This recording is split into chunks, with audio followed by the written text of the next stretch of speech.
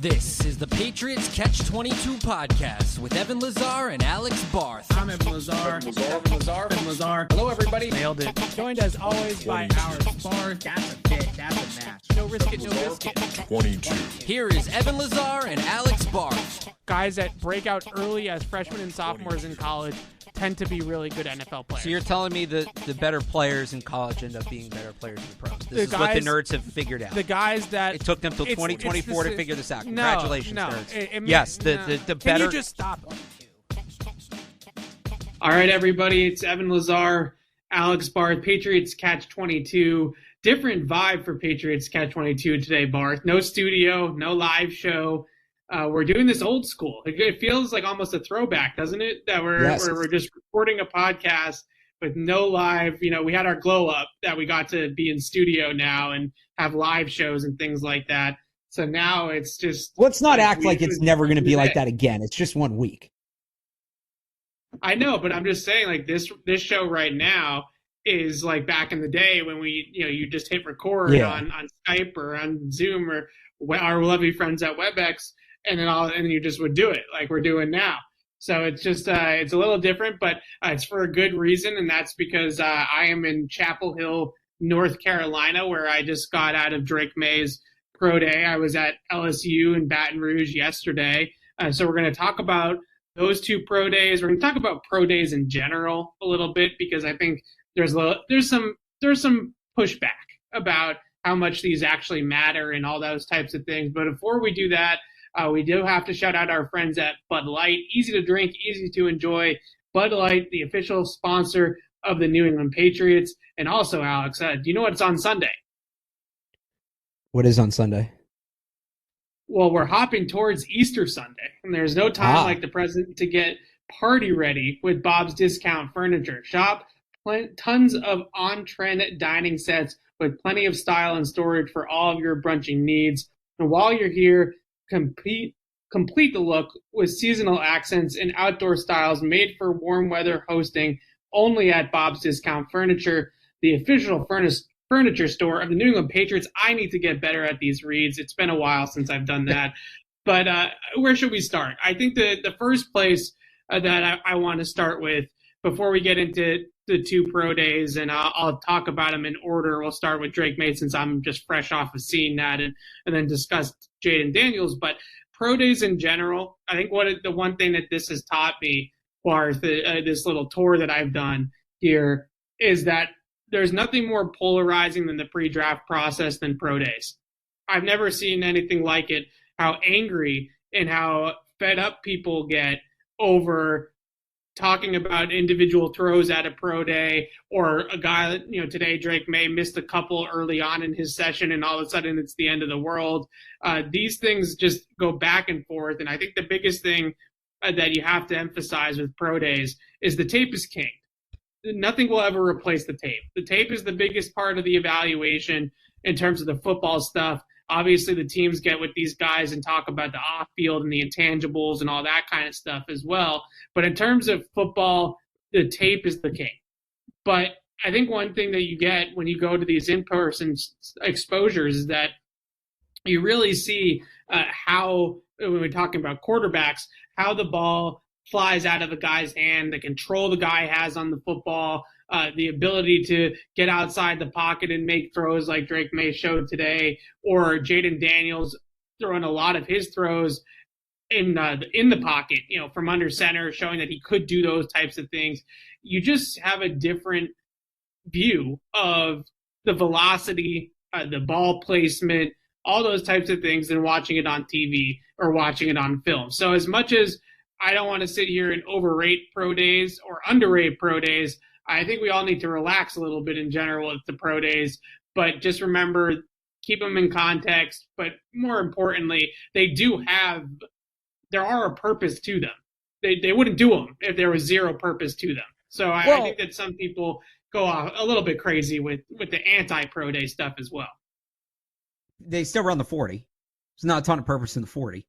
I think the purpose is the guys that want to protect their stock and work out in a more controlled environment have that option than throwing at the combine. That's what it is. It's the combine for guys that think they're above the combine.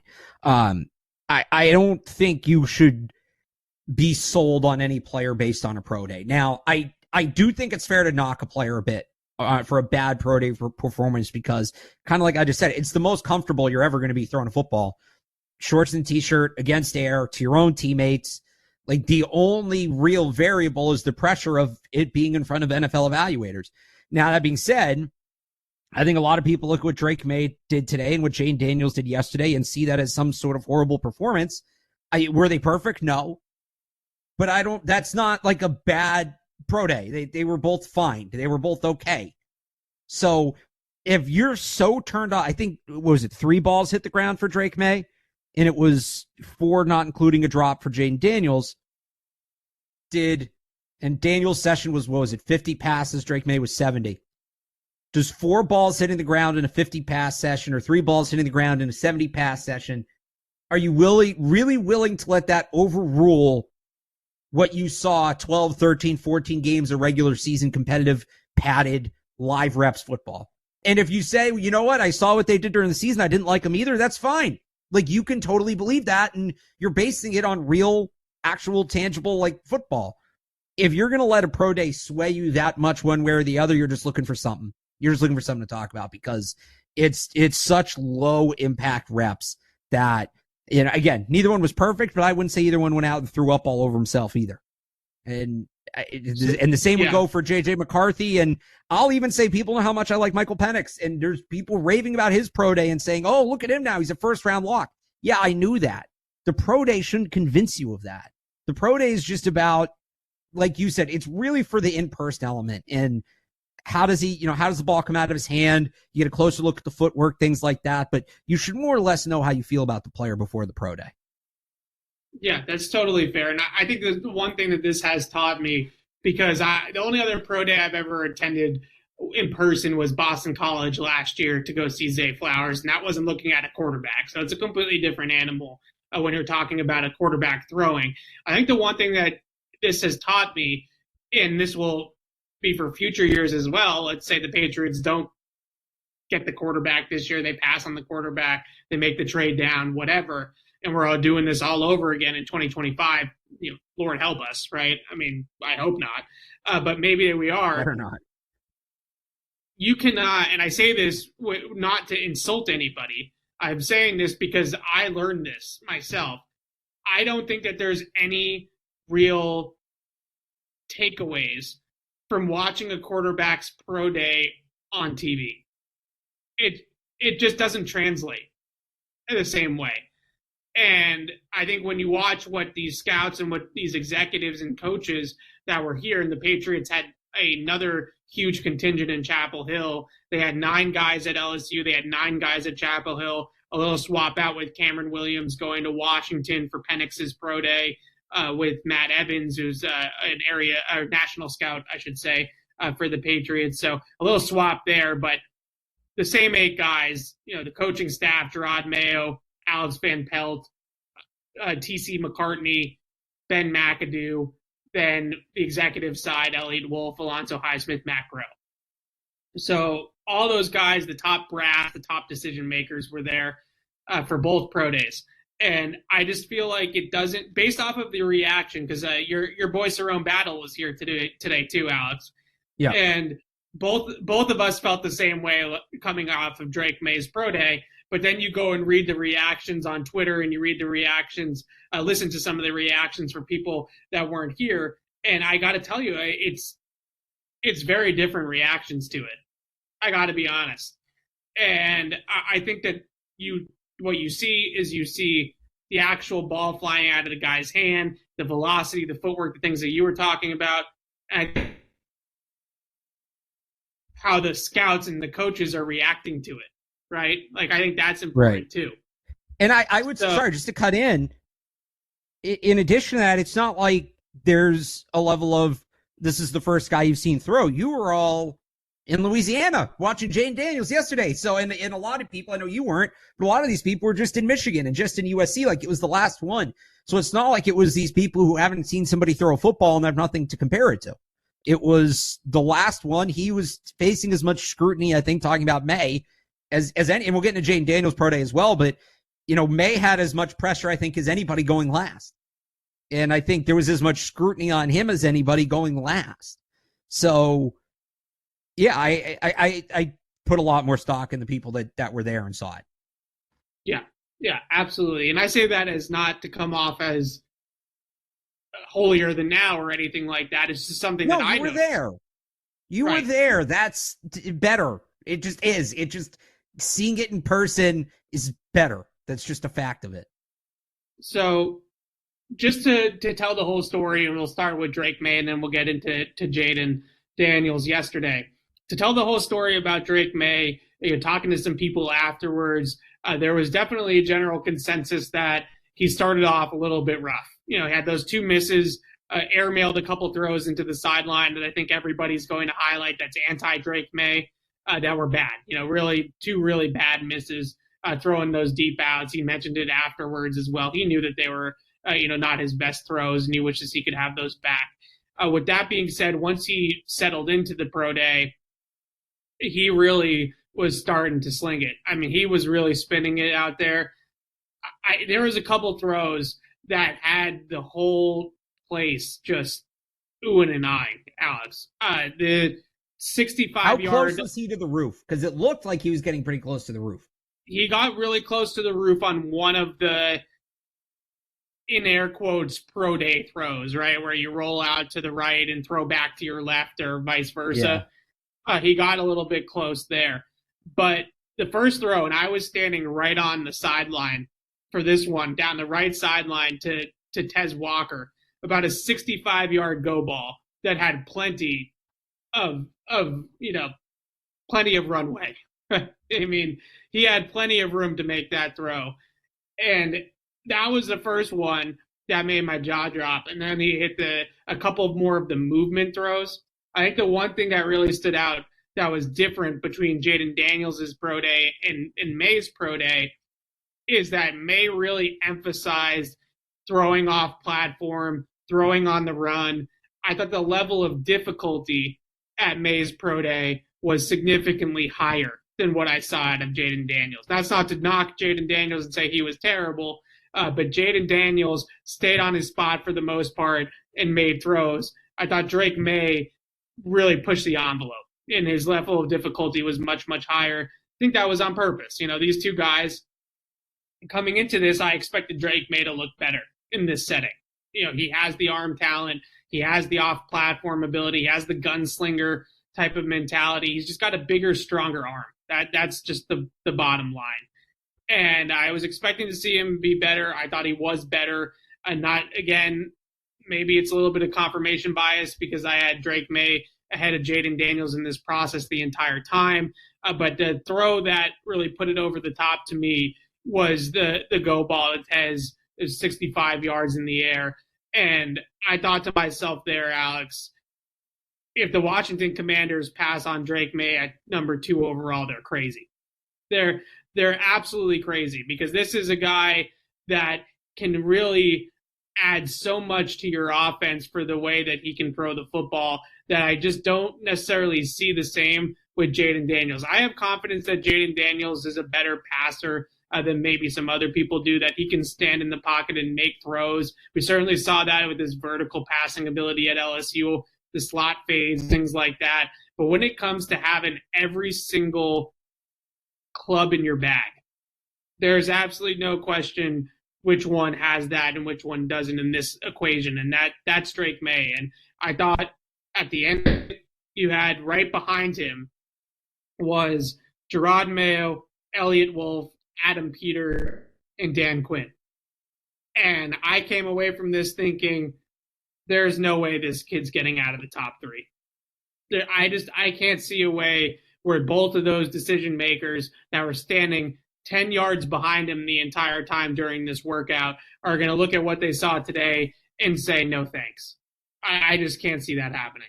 Or at the very least, if one of them says no thanks, some other decision maker comes up and says, fine, we'll take him. Right, and moves up. So the most interesting thing to me was that, and you kind of alluded to it, so it was his quarterback's coach was the guy in the black shirt who was like simulating pressure, was running at him, and obviously knows he's not going to hit him, and it's not like real pressure, but like he's got to kind of change the arm angle and look around to see where the receiver is. And I don't think I've ever seen that at a pro day before. So I'll give him credit for that. That's a degree of difficulty. Look, guys usually want these things to be as comfortable as possible. So to add that little degree of difficulty, I'll give Drake Maye credit for that.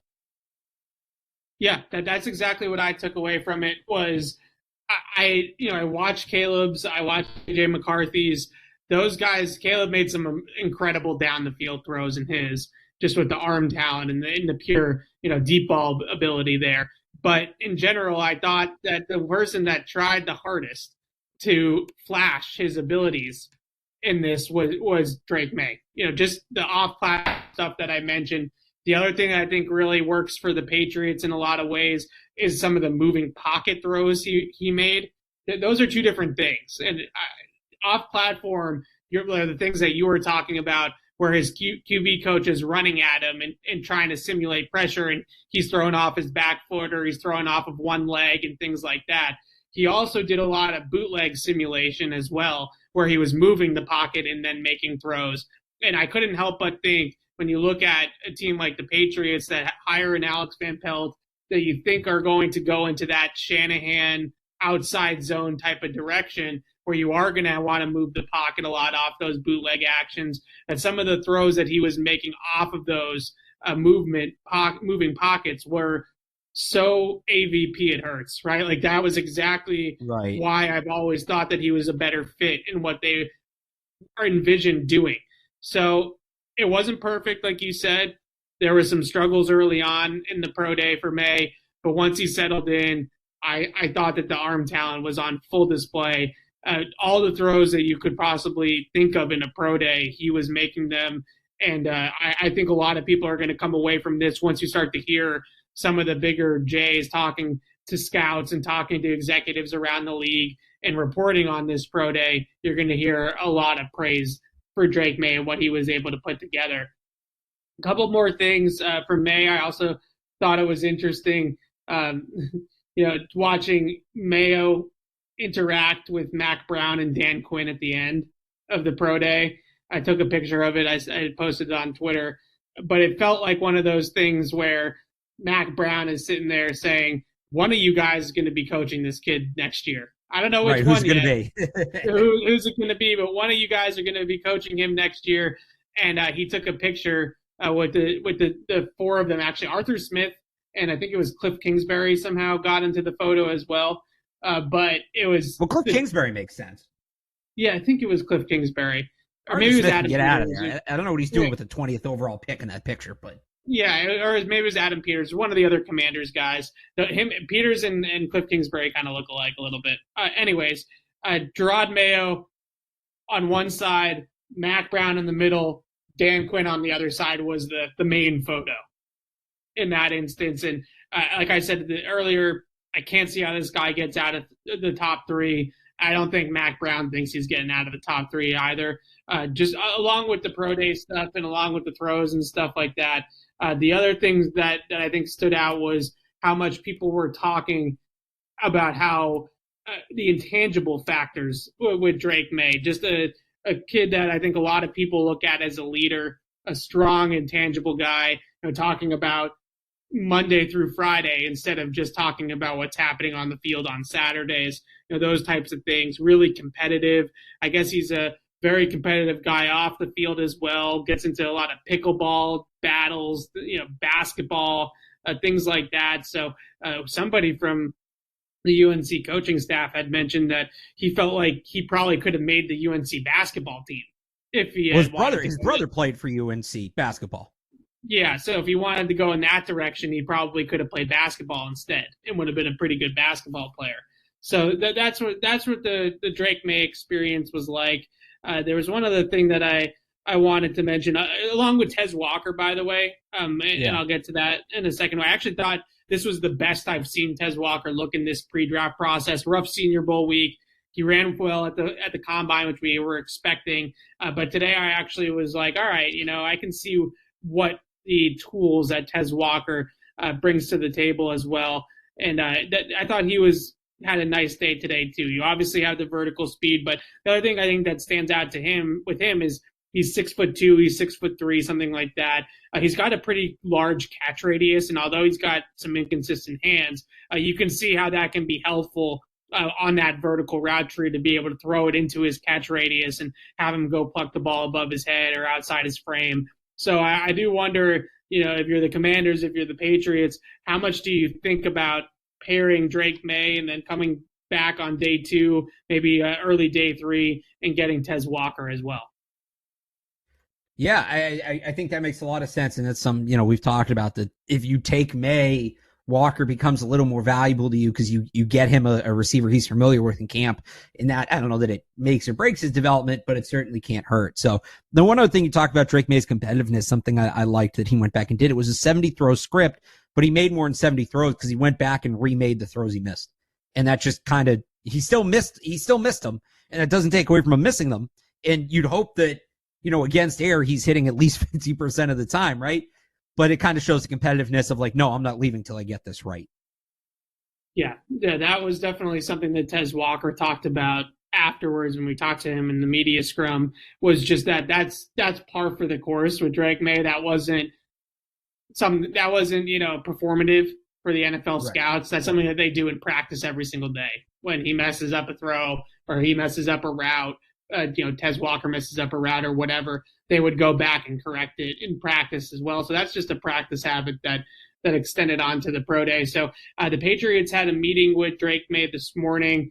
He said that obviously he's not going to get up there at the podium and say it went terribly, but right. He said it went well. And he mentioned one thing I thought was interesting about his answer was getting the Patriots potentially back to the glory days of Tom Brady. And the other thing that he mentioned as well was going over some of their playbook with Alex Van Pelt and some of the things that they're installing with this new iteration, this new coaching staff, which I thought was interesting too. That's something that oftentimes, the Bears right now are already doing that with Caleb Williams. He probably already has the Bears playbook at this point and is already studying up. I'm not sure that the Patriots are doing that quite yet with Drake Maye, but the point is that they are looking at, this is how we kind of think you fit. This is what we would do with you ideally, and walking him through those concepts and seeing how he reacts to it. And it already means they're starting to put it together too, which is just, you'd think there'd be some sort of base level being put in, but it's kind of interesting to hear that it's to the point where they can show it to this guy and kind of go over some of the intricacies of it. Yeah. Last thing too, I just remembered. We spoke to North Carolina's offensive coordinator, Chip Lindsey, as well. Yep. Off to the side, good conversation with him, and he had mentioned something that I don't think is out there. I don't think I've seen this out there at all, and that is in 2022, which is for a lot of people the better tape for Drake Maye is 2 years ago when he had Josh Downs. He had a little bit more NFL talent around him, and he was better in 22 than he was in 23. In 22, they were a backpedal drop back team in 22. And then in 23, Lindsey comes in, changes some things about the offense, and they became a more traditional drop back team where you see what we see on Sundays in terms of the drop back. So a lot of college teams just have the quarterback drop back, straight back, and backpedal to a spot and then start making throws. That's not necessarily how they do it in the league anymore. But if you go back and watch old clips of some of the quarterbacks in the 70s and 80s, they still did it at the NFL level. So they don't do that anymore now at the NFL level. So one of the things that was a big emphasis for a lot of people, or a big, knock is the best way to say it, a lot of people is Drake Maye's footwork.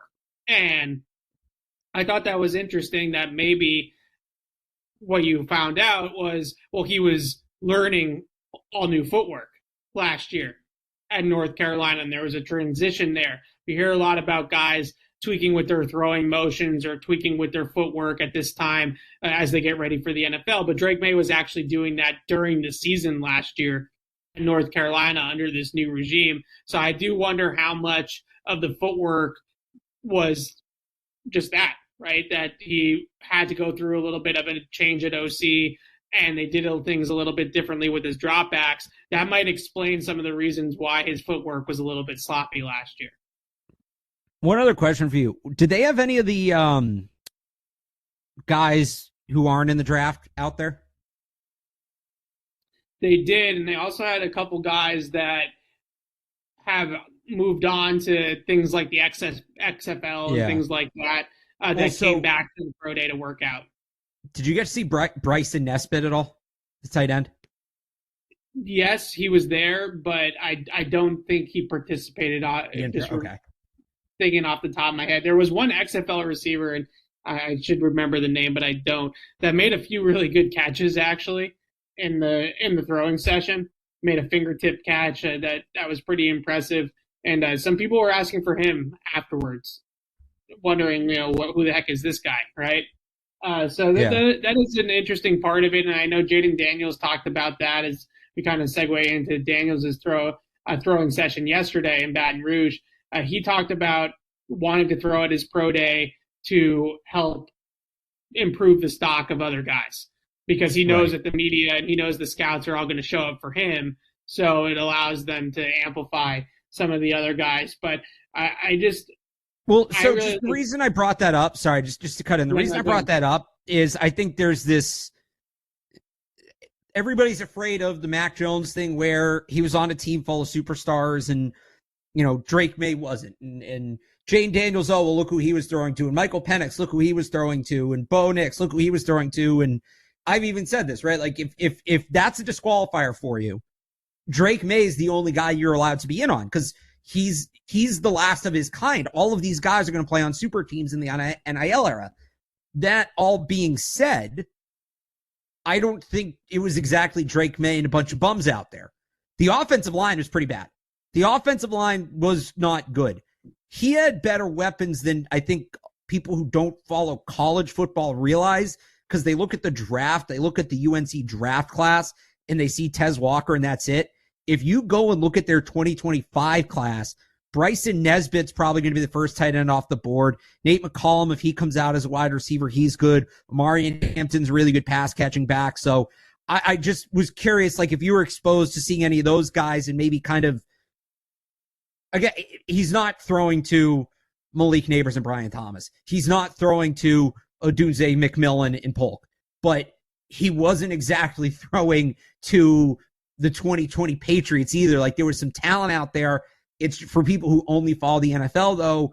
It's not names outside of Tez Walker because they were all underclassmen. UNC it was a very, very young team last year.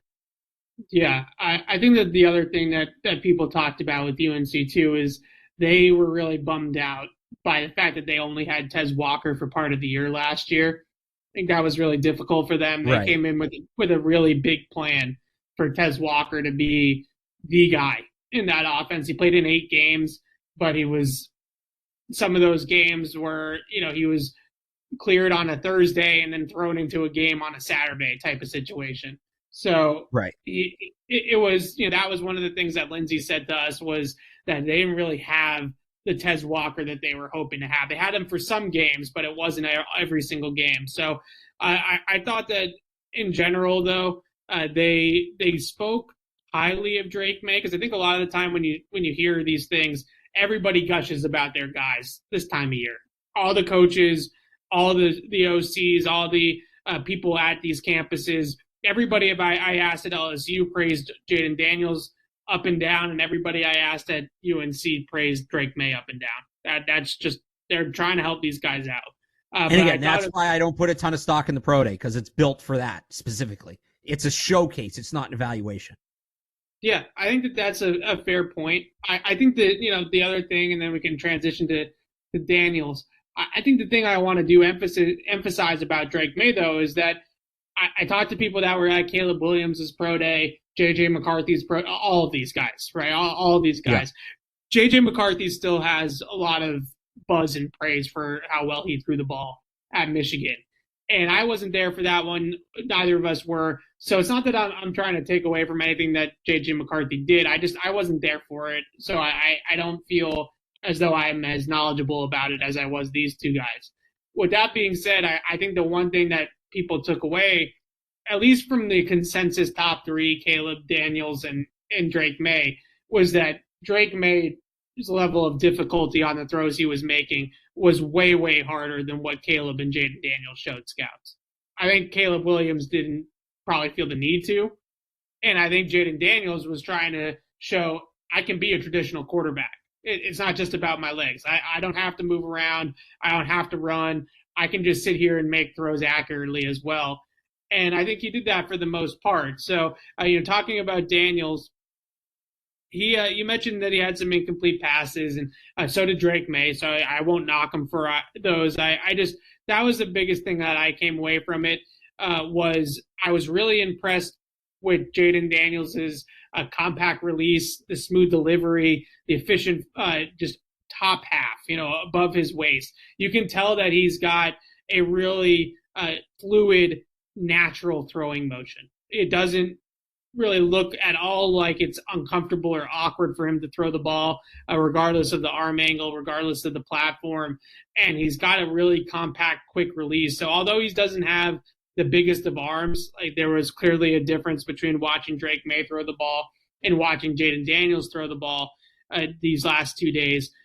His ability to get the ball out so quickly and have that snappy release allows the ball to get on guys a little bit faster than, let's say, what the MPHs are going to tell you on a radar gun, because of that ability to just get the ball out so quickly. So I thought that was good from Daniels. I didn't, like I said, make as many throws on the move, off platform. There weren't guys running at him like they were with Drake Maye today, like you mentioned earlier. But in general, I thought that he did what he needed to do and had a solid pro day as well. Yeah, again, I think he was fine. I think he was okay. You'd like to see him do a little better than that, but I wouldn't say he, threw up all over himself or anything. I think he was all right.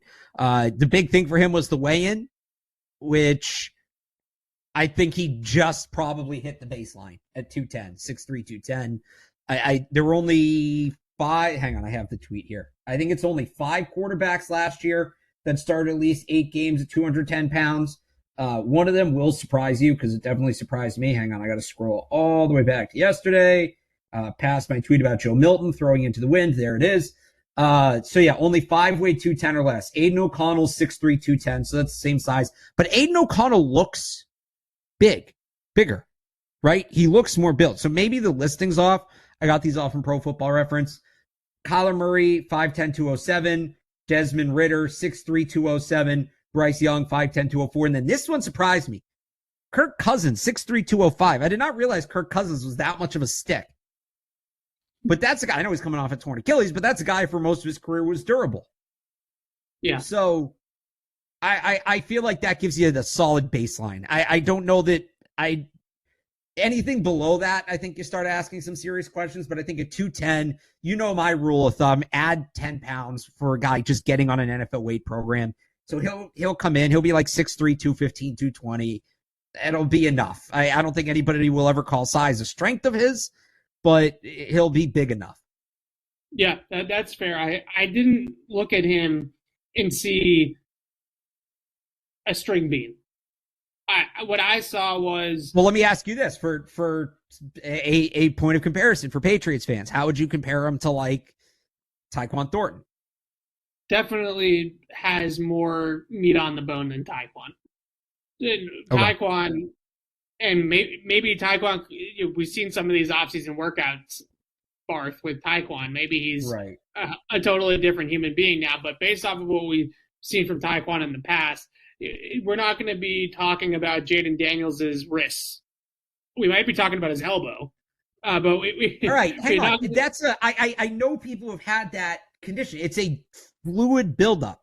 You drain it. That's just something that happens to people, especially people who use their elbow repeatedly with force. There's no extra bone there. It's just a little fluid buildup. That's all that is. That should not matter. I know we're going to talk about it because it looks weird as hell. I had a teacher in college who had that, and it was always very weird looking to see.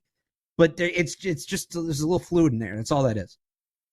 Yeah, no, there's no reason to be concerned about it. I don't think anybody is. That matters, the actual teams and the scouts. But I thought, looking at Jayden Daniels, and I haven't been in an NBA locker room ever before, but just some of the times that I have been closer, gotten to meet NBA players or whatever, that's what his body type reminds me of, is a lean, athletic build. It's not that he is string beanie. I don't think that he's really, really thin or So like looks like Jason he's Tatum? fragile.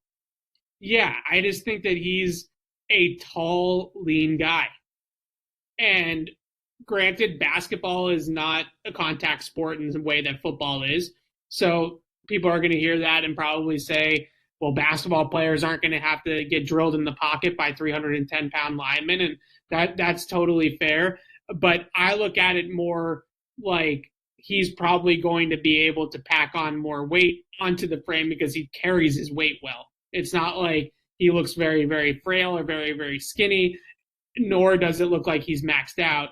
He does look a little bit like a young Jason Tatum. That's probably, he's not as tall, obviously, but that, those types of guys in the NBA that are come in and then 3-4 years later, all of a sudden they're huge, right? So Right. That's the way I looked at Jayden Daniels' body type. I didn't look at it and say and come away from this and being like, that's a problem. Like, it's going to be a problem. Now, Brian Kelly coming out and saying that people are asking him left and right about whether or not he's going to be able to protect himself at the next level, that lets you know that it's on teams' minds. More so, I would say, based off of his playing style. So I would say the non-sliding thing is rule, and that's nothing he was going to be able to prove at a pro day. They should have had him do a period where he just slid and ran out of bounds. Yeah, I mean, there was nothing. I didn't come into LSU's pro day with Jayden Daniels expecting him to put on an absolute show in the throwing session.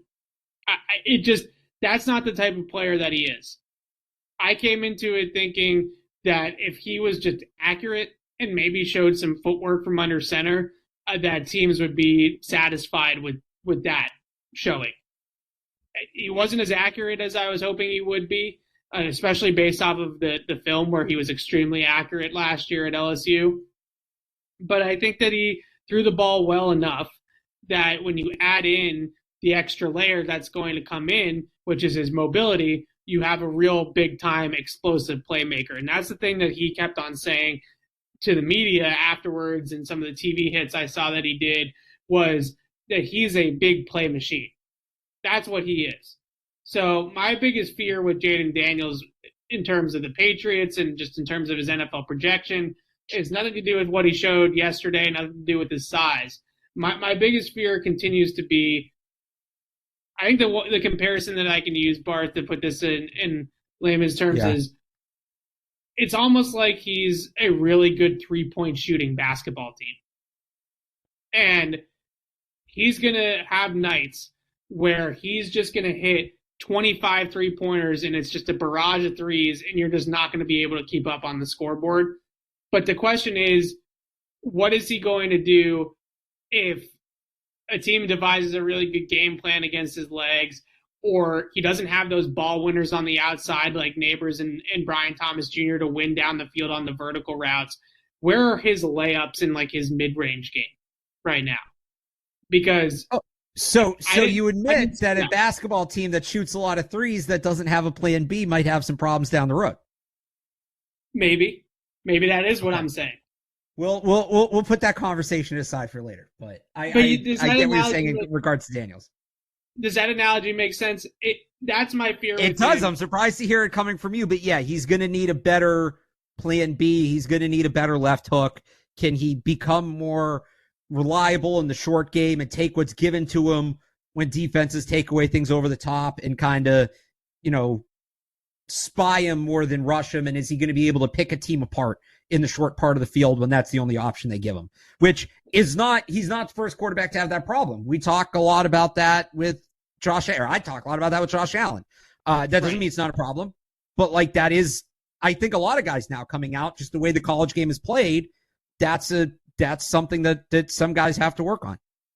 It's very similar to Josh Allen. That's probably the best football comparison is a team like the Bills. Which is funny because the guy that's being comped to Josh Allen is Drake May.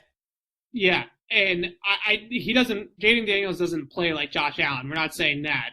We're just saying that the type of offense Buffalo is, where it's very streaky and it's very boom or bust.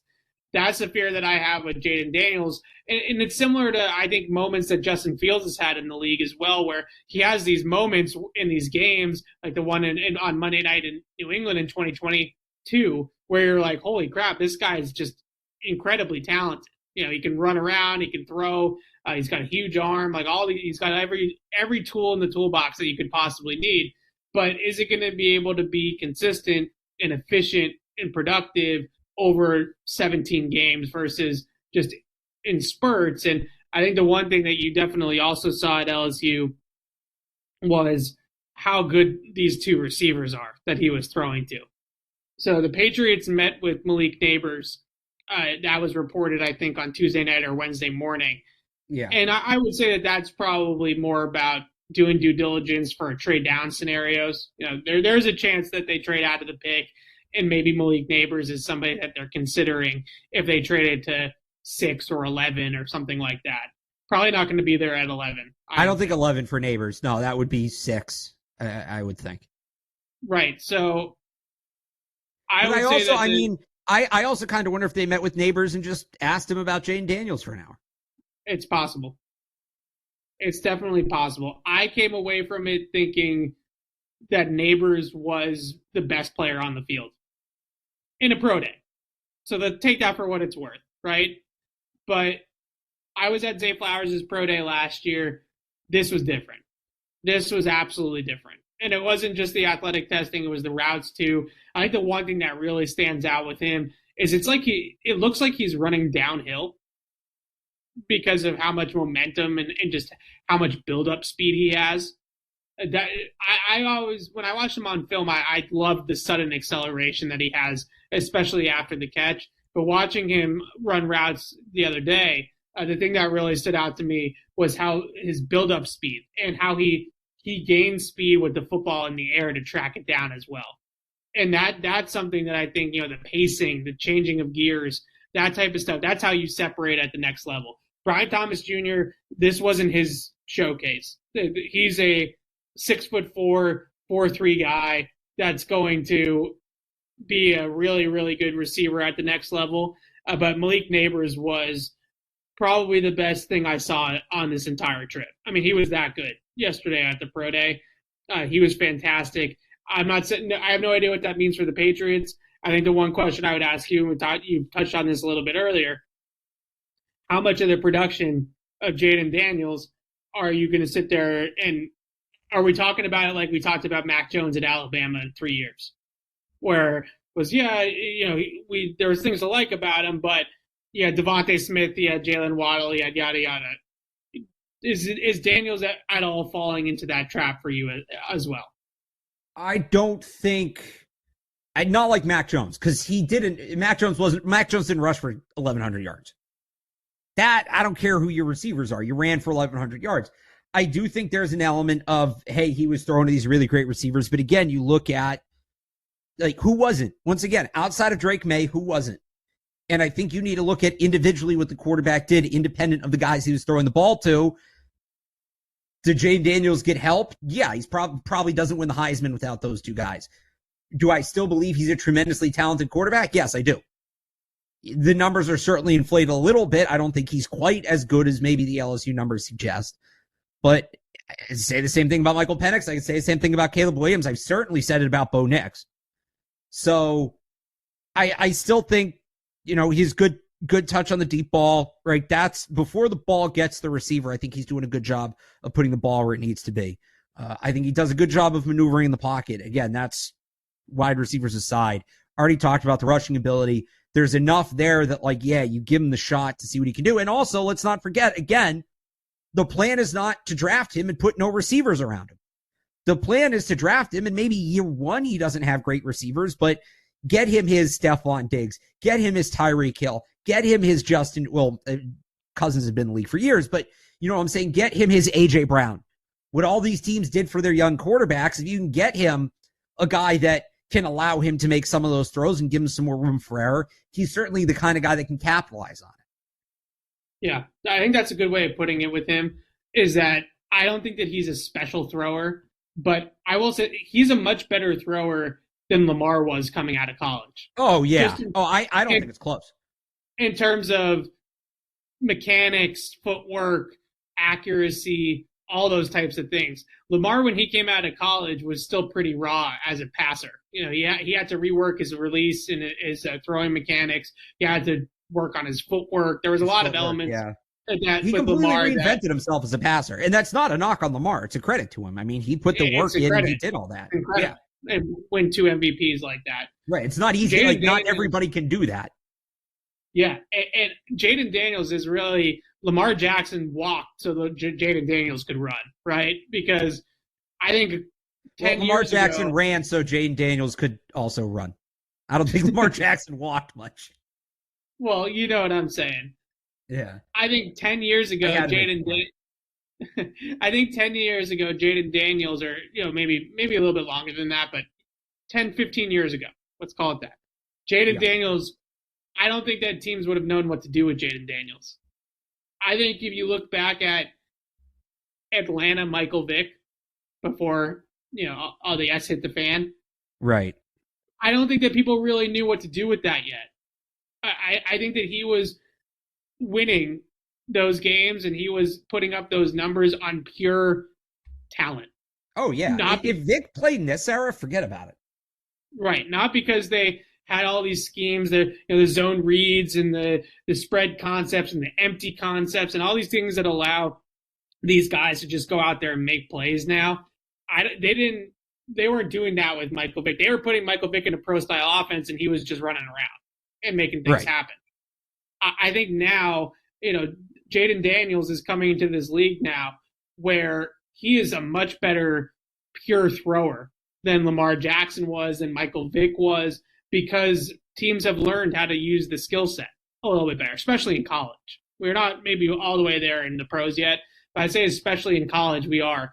And I think that's really encouraging if you're the team that ends up drafting him, is that he's coming into this with a much higher floor because of that. And that's why I think he's in the conversation for number 2, number 3 overall, whereas Lamar Jackson didn't go until the end of the first round. So that's a big positive, I think, for Daniels. I know it kind of probably sounds like I'm all in on Maye and kind of crapping on Daniels a little bit, and that's not my intention. I think with Daniels, you still go back to the consistency from the pocket and the ability to just win as a passer. But the thing that I'm encouraged by is that he's much further along as a passer than other archetypes in his vein in the past. And the age. Drake Maye's 21, Jayden Daniels is 24. Like, that's part. If Jayden Daniels was 21, he'd be the second quarterback off the board. I don't think that would even be a question. But he's 24 years old. He's further into his development physically. He's just further along. When you sign him to a second contract, he's going to be 28. Drake Maye will be 26. That doesn't sound like a difference for NFL teams that are trying to make a long-term investment. It is. I'm not saying that's right, but that's how it's viewed. So I think that that's another part of it. Yeah, that's a fair point. What do you think about, just before we wrap here, the LSU receivers, Neighbors, Thomas? Where do we think they go? I know a lot of people came out of that pro day yesterday when I was talking about those two guys and talking about Neighbors, who I fully admit, hand up, I was swooning over Neighbors yesterday. I mean, he was. Oh boy, here we go. So do you have him over Harrison then? No, I don't, but I understand if that's the skill set that you want. It's just like a Jayden Daniels, Drake Maye argument to me, where it's all about the type of guy that you want. Right. If you want a game-breaking speed type of player that can take any level of throw, first, second, third level throw, and turn it into an 80-yard touchdown, then that's Malik Neighbors. In a lot of ways, I've been trying to come up with the best comp for Neighbors, and it's tough. I've used Jalen Waddle in the past. I think there's some element of that. I think that there's some element isn't he? He's a little bit bigger, but he's not that much bigger. He's like 6 feet, 190, I think is what he weighed in yesterday. So he did come in a little bit. I thought I saw 199. Yeah, it's possible. But so he's not a power player. Like, Jamar Chase to me is a power player for his size. Right, he's not Chase. Chase is much stronger and much stronger at the catch point. Is he a little Odell? Like, Yeah. I don't think he has the flashes at the catch. He doesn't have the one-handed catches and that kind of stuff, right? Like, but you know what? How often does he have to do that? How many opportunities did he have to do that? I see a little Odell. I think that's fair. Maybe that's just LSU, another LSU. Oh no, guy. I think Odell minus the it's tough to say Odell minus the stuff at the catch point because that's like saying somebody's Mike Vick minus the speed. Like that's right. That's the whole thing. But very explosive, very fluid mover. I've seen people compare him to Diggs. You know what my comp is for Diggs. Like I don't think he's as well rounded as Diggs. Odunze is my Diggs comp. I'm standing by that. It's one of my favorite comps I've come up with. Yeah, it's tough. Because it's just how he's definitely not a gadget player. No. But he's also not what I'd call a technically sound receiver. He's just physically dominant. Is it like more vertical Debo? But Debo's 225 pounds. I guess. That's Neighbors the problem. Plays bigger. He plays bigger than 199, though. I feel like maybe he doesn't play like 220.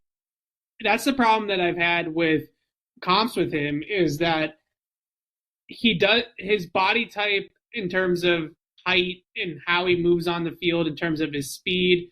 There is a little bit of Jamar Chase there, but Jamar Chase is a really strong player. Yeah, really strong in the route, at the catch point, all those types of things. You know, he does not get bumped off routes. He can play on the outside. Neighbors, I think at the next level is a slot, like a Z slot type of player. Where is he like? All right, I'm just being weird now. Is he like a maxed out Kendrick Bourne? That's not terrible either. That's not terrible either because he's one of those guys that I think ideally, and this is why I think I started with Waddle, is because ideally you want to keep him away from contact as much as possible.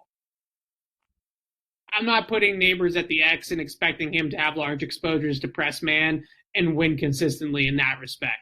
He'll run by some people because he's just that fast. But that's not the best way to use him. The best way to use him is in the slot, off the line of scrimmage, move him all around, bring him in motion, like all those types of things. That's the way I would use him. So in that respect, I kind of see a little bit of Odell. Like Odell was never a pure X to me either. He was always one of those guys too they always were moving him around and things. But the other thing is, with Odell that really got me thinking this was Odell could take that slant 80 yards to the house in his prime. Right. Odell had that after the catch ability that Neighbors has, which I think is one of his best traits. I don't know how the Patriots get their hands on either of these guys. If Daniels is the pick, it would obviously be amazing to pair him with either BTJ or Malik Neighbors. Neighbors going to be long off the board. I think Neighbors' floor is probably. I mean, I look at a team like the Chargers, a team like the Giants. If they don't go quarterback like that, he could go at 6 to the Giants easily. So right, there's no way they could do that. BTJ. Maybe he falls to like the early 20s just because of how deep this class is at wide receiver, all the quarterbacks that are going to go at the top of the draft. Maybe that's possible to trade up from 34 to the early 20s, but I just don't see realistically how they get both of those guys. They pair it, right? They draft Jayden Daniels and then pair him with one of his receivers. Yeah. I think that's probably Thomas. All right, a couple last things here. That was the pro day portion. I do want to talk a little bit.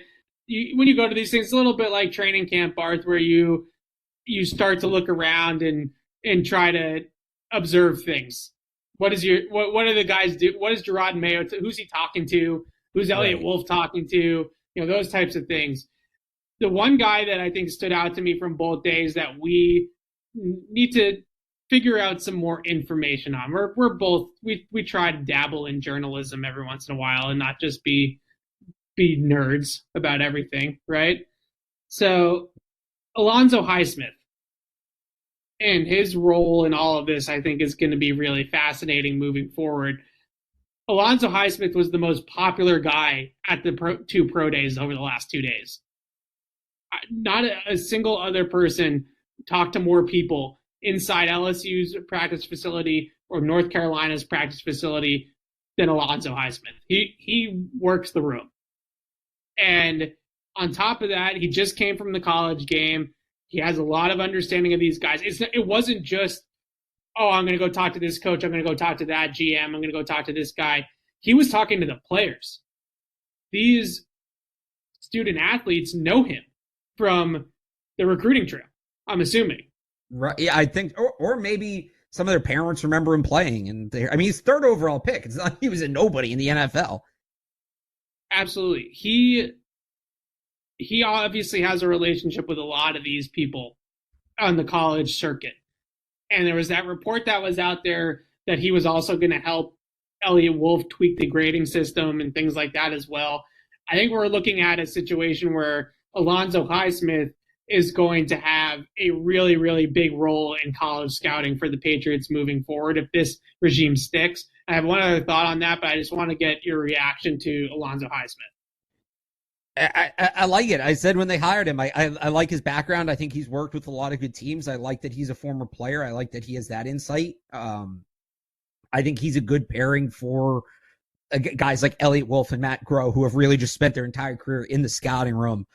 Highsmith has been at so many different levels. He's worked in college. He's worked in the pros. He played all of that. So I would hope he's involved. I think when Ian Rappaport gave that report a month ago about that Elliott Wolf was going to have final say, I think I remember him saying Highsmith was essentially the number 3 in the front office as Wolf 1, Groh 2, Highsmith 3. So you'd think that guy would be pretty influential, but given where he comes from, he was just at Miami, it makes sense that most of that influence would be on the amateur scouting side.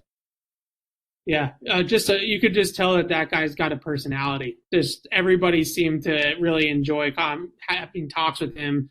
He was talking to Jayden Daniels for a little bit. It seemed like they knew each other from somewhere along the line, or maybe it's just one of those things. And I think there's a little bit of this with Gerard Mayo too, where you were a former player, so these guys just have respect for you for the fact that you were in the league. And Alonzo Highsmith, the 3rd overall pick, Gerard Mayo, high first-round pick himself. So a lot of these guys, I think, are also a little bit starstruck to meet these people. It was the same way with Bill for different reasons, obviously.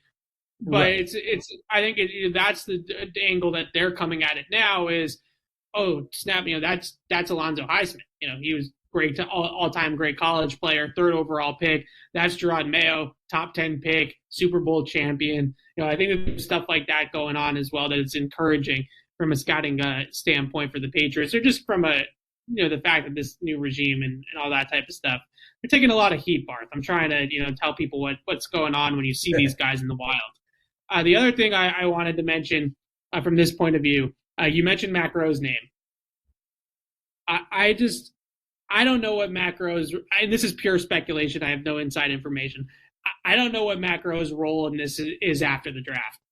It seemed to me like, this is Elliott Wolf, Highsmith. I think Patrick Stewart, who I don't think a lot of people know very well, is a senior personnel executive with the Patriots, is pretty involved.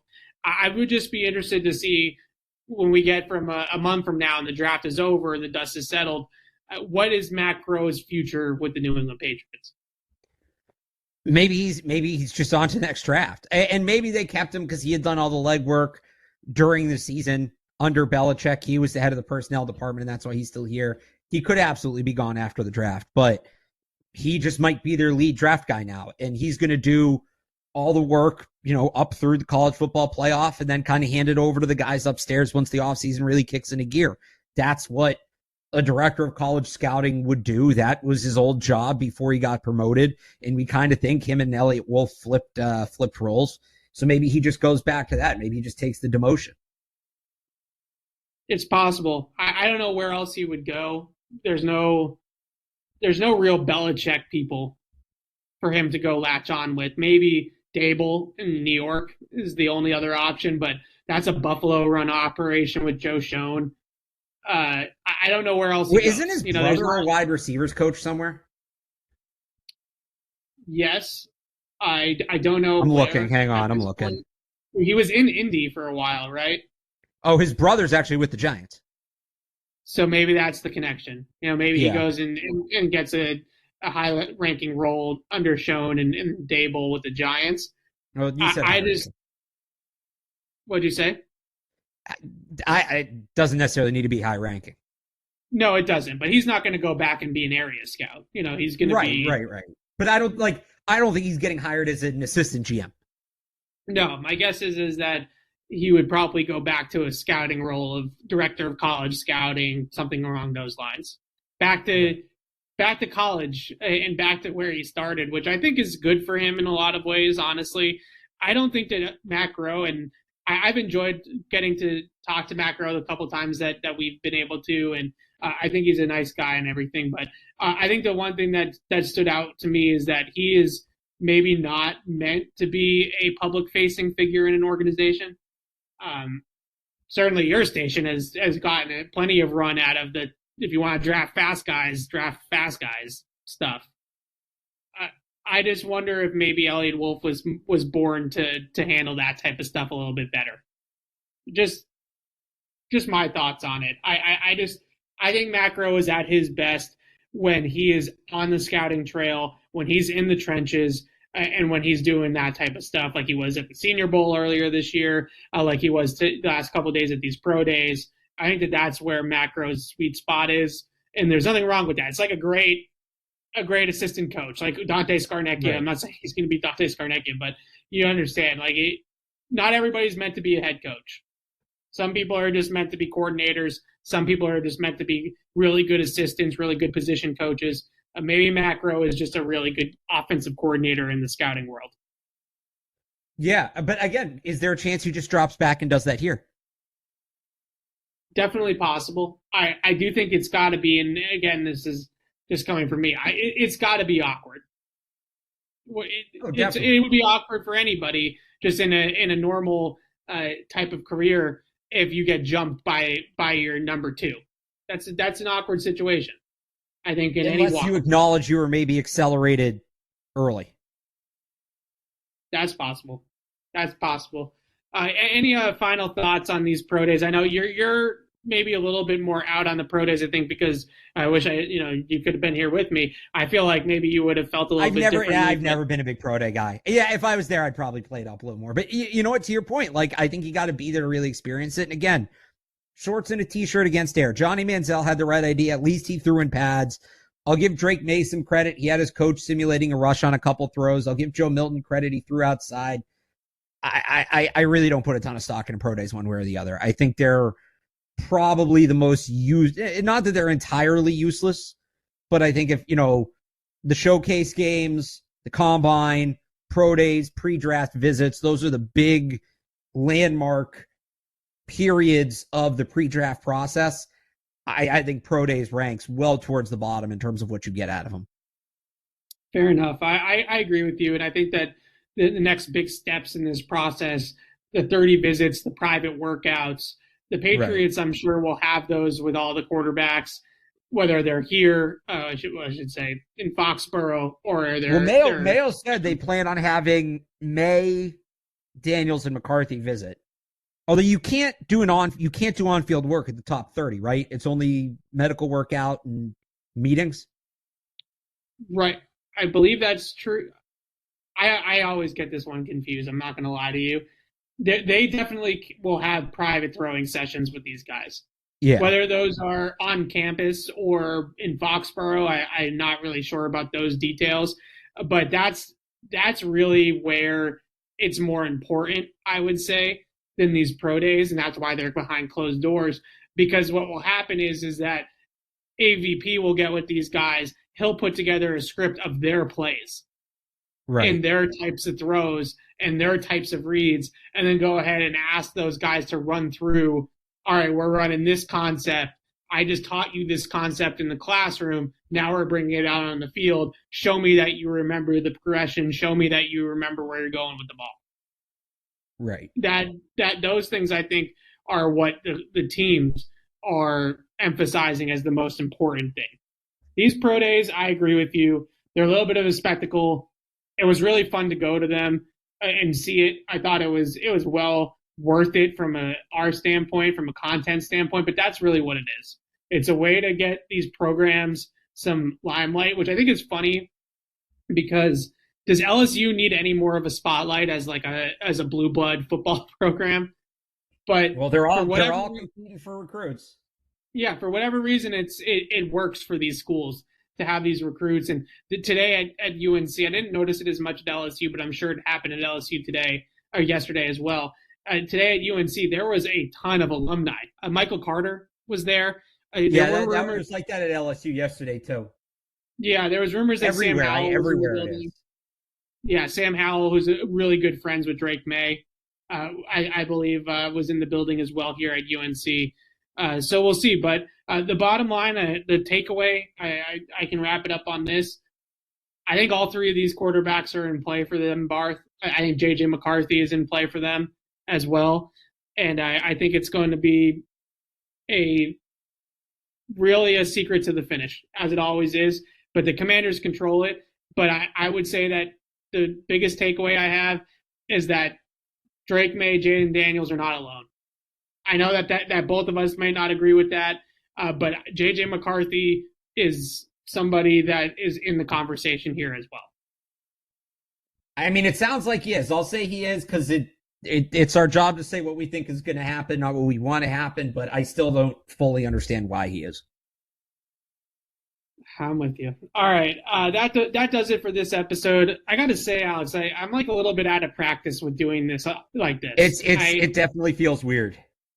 I feel like I was stumbling through that whole thing. So hopefully we got all the information across that we wanted to. And next week we'll be back in studio and we'll do it the new way, the better way, I should say, because man, we need the listeners, we need the calls, we need the emails. It was just us just talking against the wall. I didn't like that as much. So I'm excited to get back into studio. But before we sign off, a couple more shout outs. Hey, Patriots fans, if you want to see Toyota's best offers, including those not seen on TV, go to buyatoyota.com. It's Toyota's official website for deals from the official vehicle of the New England Patriots.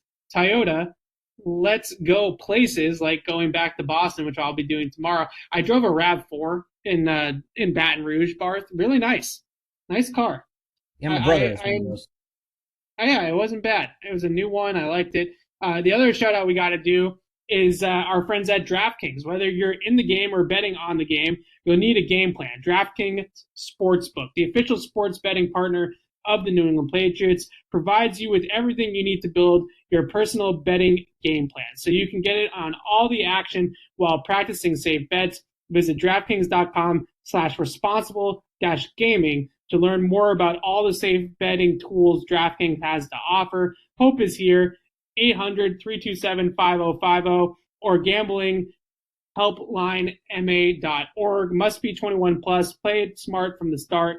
GameSenseMA.com. Physically present in Massachusetts. See DraftKings.com/responsible-gaming for details and state-specific responsible gambling resource. Barth, a lot of talk on campus today about the Tar Heels basketball team. Big Sweet 16 game tonight for them. That was the conversation going around. So DraftKings. Oh, are you going to be there for the game? Are you flying out tonight or tomorrow? Tomorrow. So I guess technically I will be. Obviously, you got to go to you got to go out somewhere and experience it.